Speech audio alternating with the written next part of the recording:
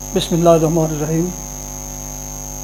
محترم سامعین ناظرین و ویورز، السلام علیکم ورحمۃ اللہ وبرکاتہ۔ امید ہے اللہ تعالیٰ کے فضل و کرم سے خیریت سے ہوں گے۔ اللہ تعالیٰ آپ کو، آپ کے اہل خانہ کو ہمیشہ اپنے حفظ و امان میں رکھے، آمین۔ راہ ہدایت و نجات کے سلسلے کا ولاگ القرآن و حدیث اپنے یوٹیوب چینل سے آپ کی خدمت میں پیش کر رہا ہوں۔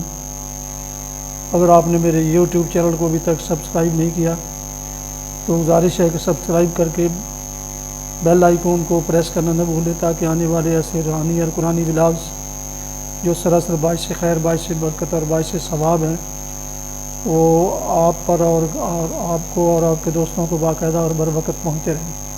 شروع کرتے ہیں القرآن و حدیث۔ اعوذ باللہ من الشیطان الرجیم، بسم اللہ الرحمن الرحیم۔ وَكَذَلِكَ نُفَصِّلُ الْآيَاتِ وَلَعَلَّهُمْ يَرْجِعُونَ وَاتْلُ عَلَيْهِمْ نَبَأَ الَّذِي آتَيْنَاهُ آيَاتِنَا فَانسَلَخَ مِنْهَا فَأَتْبَعَهُ الشَّيْطَانُ فَكَانَ مِنَ الْغَاوِينَ۔ صدق اللہ العظیم۔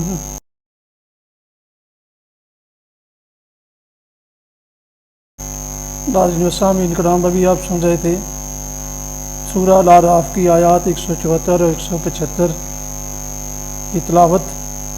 اس کا اردو ترجمہ پیش کرتا ہوں۔ وَكَذَلِكَ نُفَصِّلُ الْآيَاتِ وَلَعَلَّهُمْ يَرْجِعُونَ۔ دیکھو، اس طرح ہم نشانیاں واضح طور پر پیش کرتے ہیں، اور اس لیے کرتے ہیں کہ یہ لوگ پلٹ آئیں۔ وَاتْلُ عَلَيْهِمْ نَبَأَ الَّذِي آتَيْنَاهُ، اور اے محمد ان کے سامنے اس شخص کا حال بیان کیجئے جس کو ہم نے اپنی آیات کا علم عطا کیا تھا، مگر وہ ان کی پابندی سے نکل بھاگا۔ آخرکار شیطان اس کے پیچھے پڑ گیا، یہاں تک کہ وہ بھٹکنے والوں میں شامل ہو کر رہا۔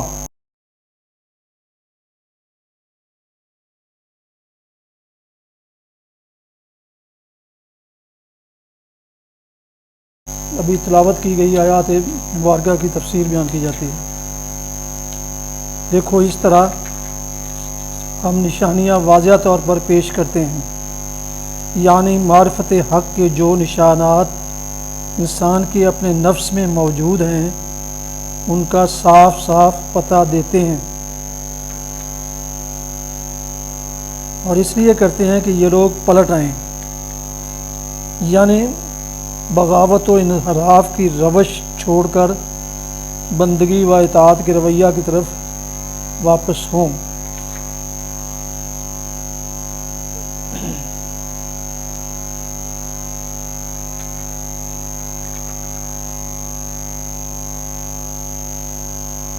جن کو ہم نے اپنی آیات کا علم عطا کیا تھا، الفاظ سے ایسا محسوس ہوتا ہے کہ وہ ضرور کوئی متعین شخص ہوگا جس کی طرف اشارہ فرمایا گیا ہے، لیکن اللہ اور اس کے رسول کی یہ انتہائی اخلاقی بلندی ہے کہ وہ جب کبھی کسی کی برائی کو مثال میں پیش کرتے ہیں تو بالعموم اس کے نام کی تصریح نہیں کرتے، بلکہ اس کی شخصیت پر پردہ ڈال کر صرف اس کی بری مثال کا ذکر کر دیتے ہیں، تاکہ اس کی رسوائی کیے بغیر اصل مقصد حاصل ہو جائے۔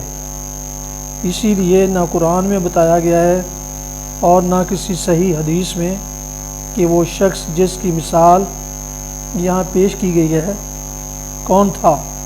مفسرین نے عہد رسالت اور اس سے پہلے کی تاریخ کے مختلف اشخاص پر اس مثال کو چسپاں کیا ہے۔ کوئی بلعم بن باعورہ کا نام لیتا ہے، کوئی امیہ بن ابی سلط کا، اور کوئی سیفی بن الراہب کا، لیکن حقیقت یہ ہے کہ وہ خاص شخص تو پردہ میں ہے جو اس تمثیل میں پیش نظر تھا، البتہ یہ تمثیل ہر اس شخص پر چسپاں ہوتی ہے جس میں یہ صفت پائی جاتی ہو۔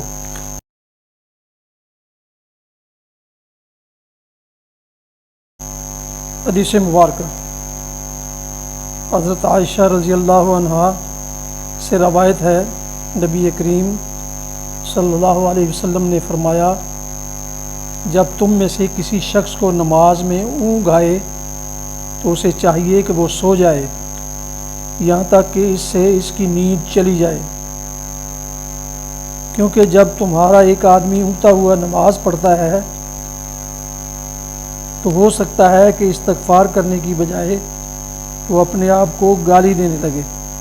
نعوذ باللہ۔ صحیح بخاری کتاب الوضو حدیث نمبر 212۔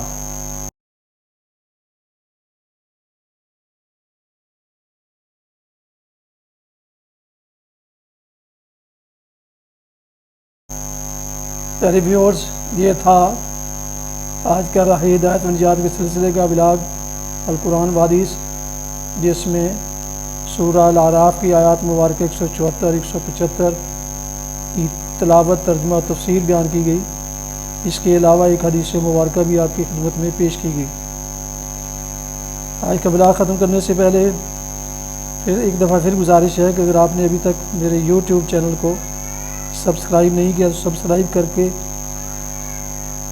بیل آئیکن کو ضرور پریس کیجیے گا اور دوستوں سے شیئر بھی کیجیے گا، تاکہ آنے والے ایسے قرآنی اور روحانی بلاگ جو سراسر باعث خدمت اور باعث برکت اور باعث ثواب ہیں تو آپ تک اور دوستوں تک باقاعدہ اور بر وقت پہنچ رہے ہیں۔ اللہ تعالیٰ آپ کا حامی و ناصر ہو۔ اللہ تعالیٰ آپ کو، آپ کے اہل خانہ کو ہمیشہ اپنی حفظ و امان میں رکھے، آمین۔ اپنا بہت خیال رکھیے گا، اپنی دعاؤں میں پاک وطن، والدین، آباء و اجداد، اعزاء اقارب کے علاوہ اس ناچیز کو بھی ہمیں یاد شامل فرمائیں تو انتہائی شکر گزار ہوں گا۔ آج کا بلاگ ختم کرتے ہیں اس دعا کے ساتھ کہ آپ اور آپ کے اہل خانہ جہاں بھی رہیں خوش رہیں، شاد باد رہیں۔ السلام علیکم ورحمۃ اللہ وبرکاتہ۔ پاکستان زندہ باد۔ اللہ حافظ۔